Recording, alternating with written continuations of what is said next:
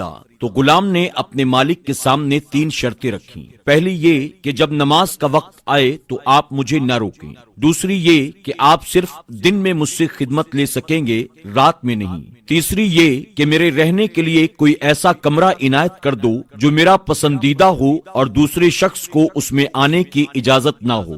مالک نے اپنے غلام کی تینوں شرطیں منظور کر لیں اور حکم دیا کہ اپنے لیے کمرہ پسند کر لو۔ اس کے محل میں ایک سے بڑھ کر ایک کمرے موجود تھے۔ غلام نے سارے کمرے دیکھے اور اپنے لیے ایک ویران کمرہ پسند کیا جو بغیر چھت کے تھا۔ اس پر مالک نے کہا کہ تم نے اپنے لیے یہ کمرہ کیوں پسند کیا؟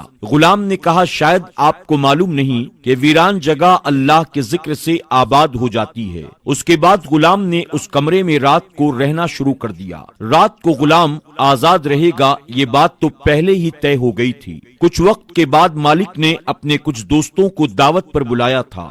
دعوت ختم ہوئی تو وہ چہل قدمی کرتا ہوا غلام کے کمرے کی طرف گیا۔ اس نے دیکھا کہ ایک نورانی روشنی نے اس غلام کے کمرے کی چھت کو گھیر رکھا ہے اور غلام سجدے کی حالت میں اللہ کے ذکر میں مشغول ہے اور دعا کر رہا ہے کہ اے میرے پروردگار، دن کو تو نے میرے لیے میرے مالک کی خدمت واجب کر دی ہے۔ اگر دن میں مجھ پر یہ ذمہ داری نہ ہوتی تو میں رات دن صرف تیری عبادت میں مشغول رہتا۔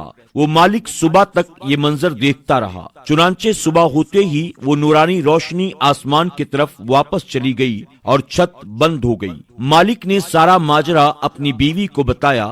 دوسری رات مالک اور اس کی بیوی دونوں یہ منظر دیکھنے کے لیے گئے اور وہی سب کچھ آج پھر دیکھا۔ صبح مالک نے غلام کو بلایا اور کہا تو اللہ کے واسطے آزاد ہے، جا تاکہ اپنی خواہشات کے مطابق دن رات تو اللہ کی عبادت میں مشغول رہ سکے اور ساتھ Little secret between you and me. Apparently there's this new game that came out. You can actually earn crypto by playing pool. It's called Trickshot Pool. All you need to do is go in. ان کرامات کا ذکر کیا جو رات کو وہ دیکھ چکے تھے۔ اتنا سنتے ہی غلام نے ہاتھ اٹھا کر اللہ کی بارگاہ میں دعا کی، یا اللہ میں نے دعا کی تھی کہ میرا پردہ کسی کے سامنے مت کھولنا، پر آج جب میرا راز ظاہر ہو گیا ہے تو مجھے تو اپنے پاس بلا لے۔ اور اسی حالت میں اس کی روح پرواز کر گئی اور اللہ نے اس کی مغفرت فرما دی۔ سبحان اللہ۔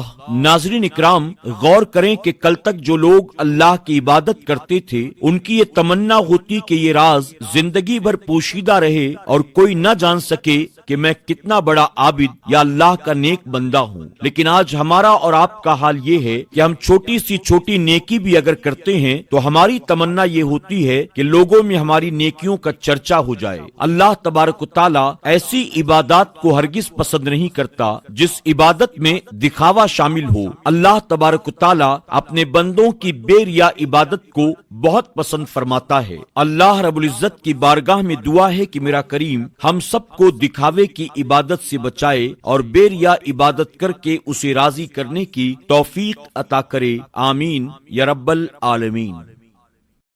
سلیمان علیہ السلام